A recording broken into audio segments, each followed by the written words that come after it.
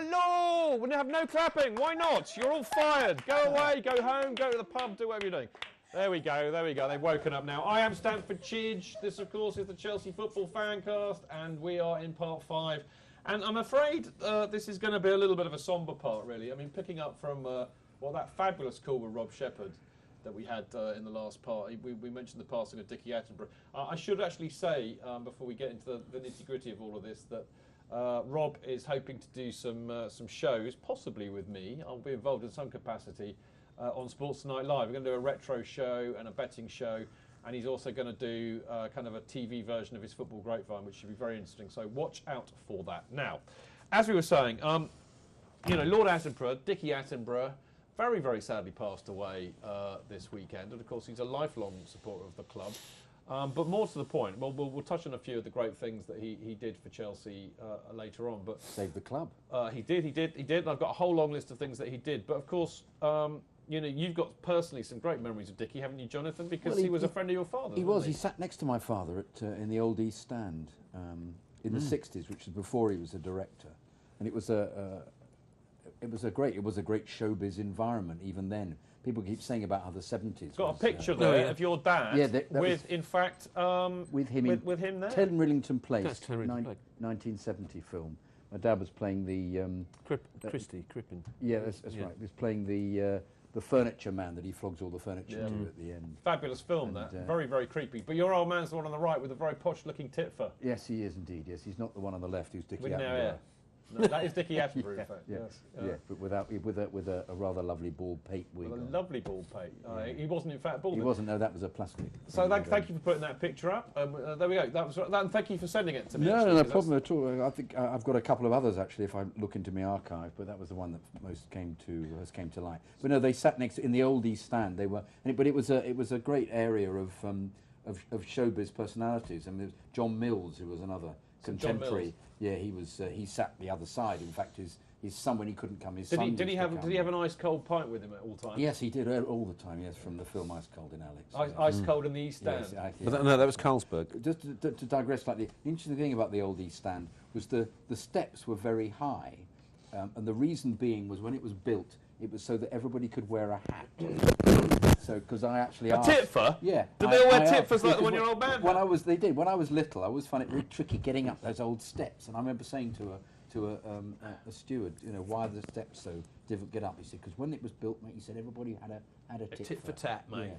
And I digress hugely. But yeah, it was a wonderfully... it was just actually that area where they sat was really perversely theatrical. There were lots of people shouting up. Did they do a song and dance routine at half time? Not that kind of theatrical, but there was a bloke an American guy who kept having a go at the ball boy all the time. Get that ball in, ball boy.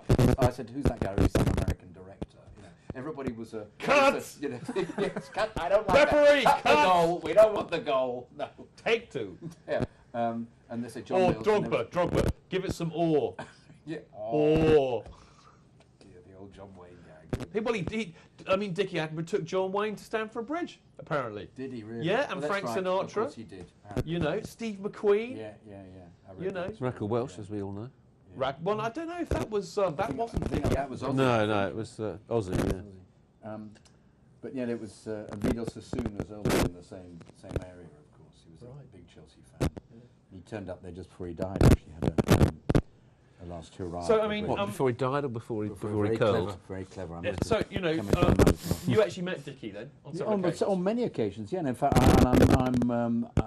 I know his son Michael, and I know his wife Karen.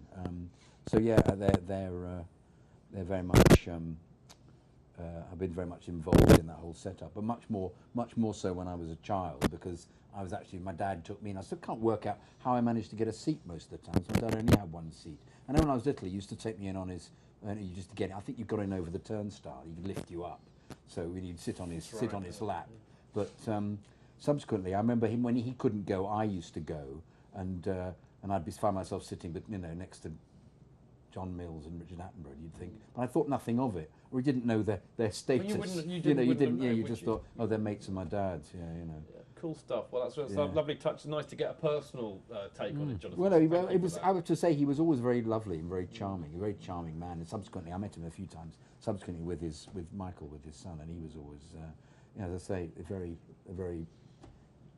sympathetic man. So. I mean, all the tributes that I've seen I've gone about how wonderful, what a what lovely. a lovely how he was man always he very is, good yeah. at making people feel that they had something to say for very themselves. kind. Yeah. Yeah. Always gave you your moment. Chris Kringle. Yeah. Possibly played. his greatest ever role. I mean, no, seriously. I think he got more people watching that than Johnny, anything, didn't he? there are people yet to be discovered in the Amazon rainforest who think that Dickie Attenborough was in fact really- Chris Kringle. Goodness. They do think he's Father Christmas. Anyway, look, on a serious note, because I mean we should be a little bit serious really, because it's a very sad passing. But I have to say, and I've nicked everything that I've got written on this script completely out of Chelsea FC's tribute that they wrote. And I mean, I'll be honest, Chelsea are usually rubbish on their website when it comes to writing anything sensible, let's be honest. Apart from Rick Glanville, Giles Smith and Pat Nevin, it should be said in case you're watching. But this time, they've absolutely excelled themselves. It was a wonderful, moving and more to the point, really knowledgeable tribute to Dickie Attenborough. And everything I've got from on here is from that. So fair play to them for sorting this out. But I mean, what people may not know is that Dickie Attenborough actually fell in love with Chelsea when he was about to star in Brighton Rock, which is a very, very famous film, the Graham Greene novel, yada, yada, yada. Which he'd done on stage previously. And there we go. Decided he wanted to be fitter, obviously. But he trained with the players to get fit for the role, yeah. and that's basically when he fell in love with the club. And this is in the 40s. And this is a lovely thing that caught my eye, that he got married to the lovely Sheila Sim, which is a different... Sheila Sim. Yes, Sheila Sim he married and at about the same time, and he insisted that she supported Chelsea before he would marry her. So I just love the fact that he kind of really sorted that out, and okay, all right, I'd like to marry you, but you have to be a Chelsea supporter, otherwise I'm not going to marry you. And of course they both went, and it was just going, and they used to have picnics there. They used to turn up really. They used to sit in either the West Stand or before the West Stand was built, I think, and would sit there eating their sandwiches, having getting in 3 hours. I mean, just lovely anecdotes about that. In the old West Stand. Yeah. Well, I mean, he mentioned that what he used to love about Stamford Bridge was the fact that it was just almost like a great big open bowl. So kind of, it would have been when there was an East Stand, but the old East Stand, and we hadn't actually built the West Stand yet. So there we go. Anyway, so that was a lovely thing I found. I think, as Jonathan alluded to, I mean, Chelsea, as we know, I mean, it's still got a kind of a hangover from the 60s, 70s side, which is a very flashy side. But actually, the reality is that, Dickie Attenborough is arguably responsible for our flashy image with all of the Hollywood glamour he brought to the club at Playboys that of the time. King's What do you Road. think? Yeah, absolutely. Yeah, but Chelsea, you're right. Ever since that time, has been the place where celebs go to watch. Well, King's Road, 60s. The Playboys of the King's Road. Yeah, swinging 60s. But actually, as I said, people tend to forget that Attenborough may well have been, fundamentally responsible for bringing that kind of glamour image in, because he used to bring his man, as you were saying, John Wayne, Frank Sinatra, John Mills, Rodney Buse. Well, maybe not. Well, wasn't he a Liverpool fan? No, Rodney Buse was a Rodney Chelsea Bue's fan. Chelsea, Yeah. oh, Yeah, Rodney is. I mean, we've had so... I mean, actually, it's interesting, because when I've done research for programmes and you're on the hunt for, like, celebrity fans to go and stick a mic in front of for your stupid talk show programme, all that rubbish. And there are websites dedicated to explaining how many celebrities and who they are for each club. And Chelsea nearly always has 4 times as many than any other club.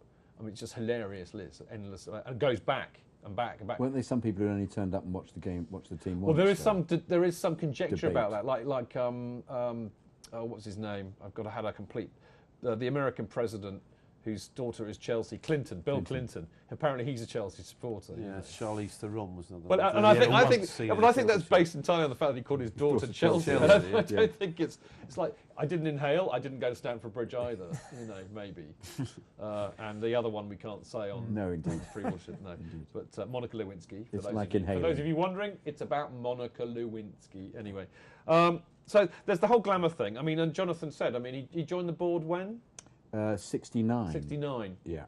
but he served until 1982. So that's a long old time to have been on the board, and probably through arguably, I think, one of our most tempestuous times. And he didn't sell his shares, so he utterly saved the club. Well, that's, I think, for me, this is the biggest thing. I mean, people out there might think, well, why are you talking about this funny old bloke who looked like Father Christmas as though he's like one of the most important people in Chelsea ever? But actually, if you think about it, this could be the reason why, Jonathan. Yes. Yeah, I think. Well,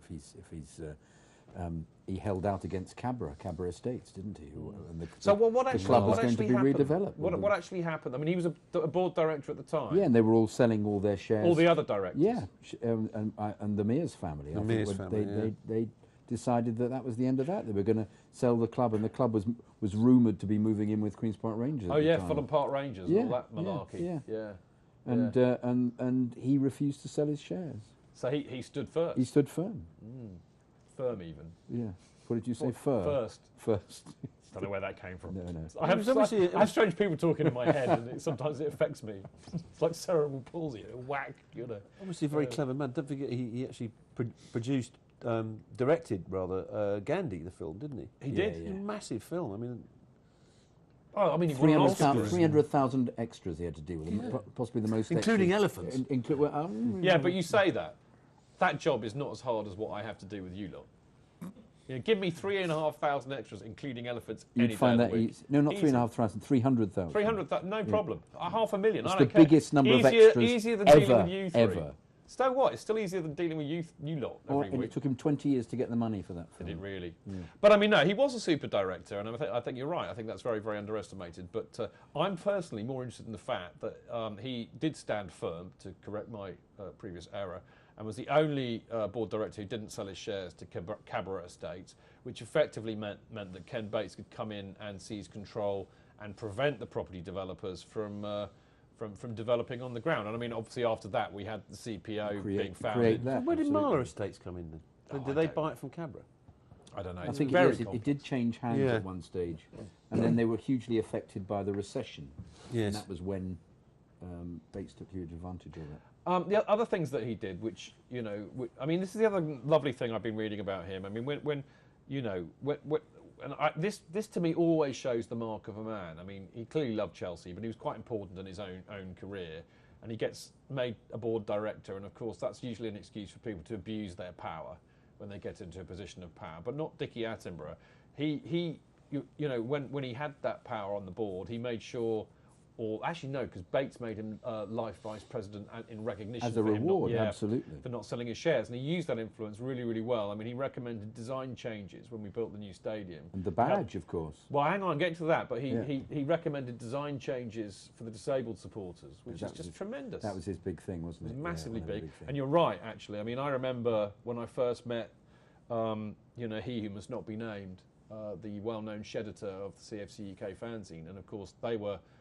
I mean, campaigning for years to reinstate the old badge from the late 60s and early 70s before the horrible Millwall Lion turned up. They were well behind that. But I had no idea that he was a massive supporter of getting the old badge, and actually helped hugely to get the old badge back. Yeah, I had no idea. Which is brilliant. He did that in 2005, and another couple of things. And this is quite pertinent to what you were saying, but he actually launched the charity Help a London Child. Did he? One of the official. Well, there you go. It's one of the official Chelsea charities. So, Well, being a vice president of Chelsea Football Club is quite an exalted position. Not in those days. But not that many people have been vice presidents. No. Well, Sheikh Mohammed was one, wasn't he? Until he went up to that other club in North London. Oh, did he? Yeah, Emirates. Oh, yeah, cool. Very, very quickly, because we've ignored you for far too long, Benches. It'd be lovely to hear what you think about what's happened to Dickie Attenborough, and if you have any memories of him. I don't have any personal memories. But I thought you knew him very well, Teresa. No, unfortunately, I never had the fortune to meet him. But Never had the pleasure. After Laurence Olivier, he is arguably the most influential actor, director that the country produced during the 20th century. He's a great man, because I saw him go to the back end of last season to a game, and he was polite, courteous, remembered everybody. Just thought what an absolute gem of a man.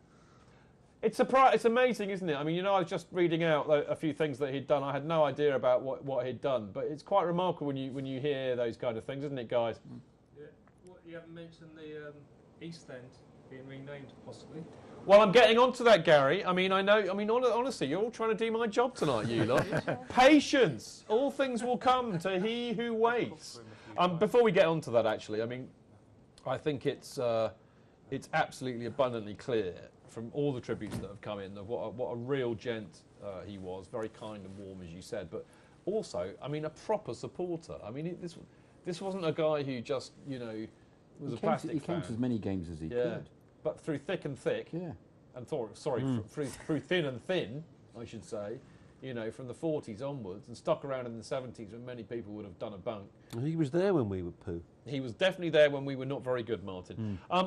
Gaffer obviously, teed this up beautifully, but there was quite a reaction on Twitter, I think, afterwards. And I've got to be honest and say I'm right royally in favour of this, but a lot of people are keen to see the East Stand named after him. I don't know what you guys think about that. It's got a ring to it, the Attenborough Stand, hasn't it? Why not the West Stand? That's already called the West Stand. You can't. You can't take that away from it. Called the East You can't Stand. rename the West Stand to the West Stand. Any more than play with one goalkeeper. I mean, it's. Thank you, but why not the West Stand being called? Martin's off. Martin's doing a Ross. Martin is doing a Ross. This is the first time this has happened in 6 years. Why not call the East Stand the West Stand? No, that would be good. We have to turn the ground round to do that. No, in all seriousness, I mean, here's the thing: the Lord Attenborough Stand, the Dickie Attenborough Stand, the Lord Attenborough Dickie Stand, Stand, just the Attenborough Stand. Attenborough. But it should be. I think it should be the West Stand. I think the East Stand is the No, stand I that think it they should be the stayed East there. Stand because that's where all you prawn sandwich eat. Sorry, that's where all you posh So thespian you're types eat. equating him with a prawn sandwich. No, eating that's where all you thespian Hollywood type. glamour type people, actor type people, all sit, isn't it? There are no actors in where I sit at all in the East. Well, I Stand. mean, I could have told you that. Yeah. Oh, thank you. Oh! Boom! Yeah, but that was just gratuitously horrid. It was. Malicious It even. was. Yeah. But there you go. I thought, I mean, in all seriousness, you seem to be broadly in favour of, let's just say, for sake of argument, the East Stand being named after him in some way. A stand should be named after him. Pablo? I think I see the argument from both sides. It would be nice, but there are also a lot of other worthy candidates of stand naming that. Here's the thing, right? I'll tell you what I've had a lot of today. I've had a lot of no, because we've got to name all the stands after John Terry and Didier Drogba and Lampard. And I said, well, hang on a minute, no. Players get statues. But there's a precedent already here. Matthew Harding. Or parts of Matthew stand. Harding stand. Yeah. A supporter, for want of Yeah, but why not a rename huge that the North supporter Stand? and a massive benefactor. Why not rename that the North Stand? Everyone know where we were. No, that's the shed, though. The South Stand. Sorry, that's the south. Sorry, I've got confused. No, Serious point. Don't Be shake quiet, your head in you two. despair of me. Would the older people on the sofa be quiet? Yeah. Otherwise, we'll turn your ear, devices off. We haven't got any. But yeah, we'll just shut up. Anyway, the bottom line is that there is a precedent. Matthew Harding stand for a big supporter and a benefactor. I don't know if he was a president, but president. Oh, not sorry. President. Anyway, Matthew Harding is a president. Just shut up, Martin. Just hit him. You have my permission to thump him every time he gets out of control. Anyway, look, Matthew Harding is a precedent with a stand there, so I think it's perfectly accepted. I think that's a reasonable point. I mean, I think I'd probably look at it from the other perspective of it should just be people who have been great icons for the club in whatever form, whether statues for players, or even areas of stands like Aussies. Well, I mean, then we get into Spackman's, but that I think is ridiculous. When you can have a Nigel Spackman entrance or whatever it is. We've got that already, haven't we? Stupid. Yeah. I mean, I don't think anybody takes any notice of that, nor should I they. do. He was a great player. Yeah, I love Spackers, but I mean, loved him. who cares? What's important is if a whole stand is named after somebody, that is for me a mark of their importance. Yeah. Where do you stand on this, Benches? Are you kind of in favour of the Attenborough stand? Yeah, I think. Yeah, definitely. Yeah? In Definitely. principle, yeah. Good. All right. Well, He look, was a president, after all. indeed. Now, there is actually. I don't have a graphic for It's you a on this. petition, I'm isn't sorry, but if you're keen to sign this petition, you're just going to have to use your noodle and either watch what's going on Twitter. Most Chelsea supporters are tweeting it out, but you can find it at www.ipetitions.com. And I suspect if you just search in there for East Stand in memory of Lord Attenborough, you will probably find it. But, you know, I think I personally am in favour of having the East Stand, particularly the East Stand, named after. Another thing, Jonathan, about why the East Stand would be appropriate, it's the only stand that exists from the time that Dickie Attenborough was on the board and involved with the club. It's the only bit of the whole stadium that remains. So for me, it would be fitting if it was the East Stand. Yes, but it's for me the very fact that the East Stand was always the East Stand from the inception of the club. Do you know what though? Do you know what the reality of this is? Yeah. You know, there are still people who call the Matthew Harding end the North Stand. No, the North Stand was the stand that was rickety and above. That's right. But there are still they people, shouldn't be calling that's a mistake. Whatever. But I'm saying that you can call things whatever you want. Though. And people will always revert Whereas back to the what East they Stand first has do. always been the East Stand since 1905, since it was built. Actually, I don't know if it was built in 1905, but it's since the beginning. Whereas to me, the West Stand, which should be. Thankfully, we're going to a break in a minute. But because before we do, for England no, you can't. The East No, you Stand's can't. the You can only shut up one now. Thank you. That's grade 2 Before listed. we do, I'll just Which talk one? over you. East. Right, it let is. I'll chuck the script at you, and you'll hopefully blood will be drawn. Right, final word on this. Dickie Attenborough, we absolutely salute you. Keep the blue flag flying high and stay carefree wherever you may be. And I think a round of applause for Dickie Attenborough. Dickie Attenborough. A minute's applause.